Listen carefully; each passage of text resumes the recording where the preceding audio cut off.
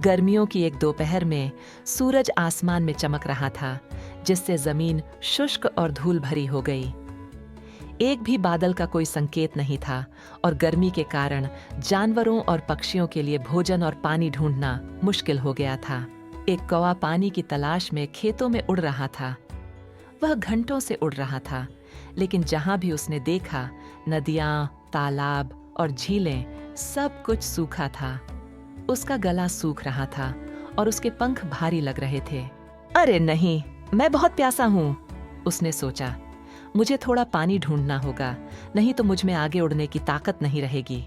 कौवे ने अपनी खोज जारी रखी। वह एक छोटा सा पोखर ढूंढने की आशा में पेड़ों, घरों और सड़कों पर उड़ गया।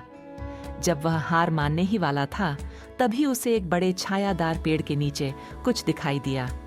वह मिट्टी का घड़ा था। उत्साहित होकर वह तेजी से नीचे उड़ गया और बर्तन के पास उतर गया। अंदर झांक कर देखा तो नीचे थोड़ा सा पानी दिखा। उसकी आंखें आशा से चमक उठीं। पानी! अंत में! वह खुशी से कांव-कांव करने लगा। लेकिन एक समस्या थी। घड़ा गहरा था और पानी बहुत कम था। उसने कितनी भी कोशिश की, उसकी चोंच उस तक नहीं पहुंच सकी।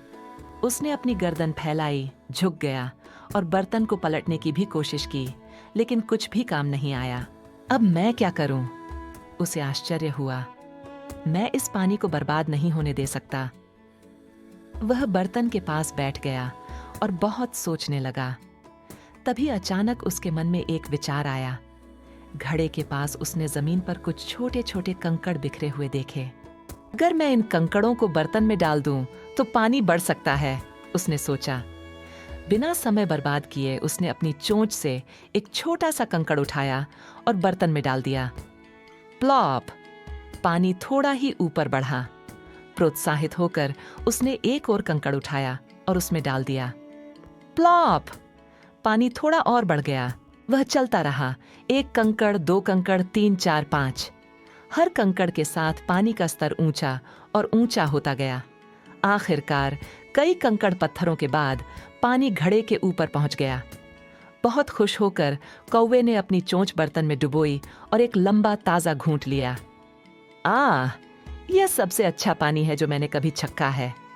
उसने राहत की सांस ली।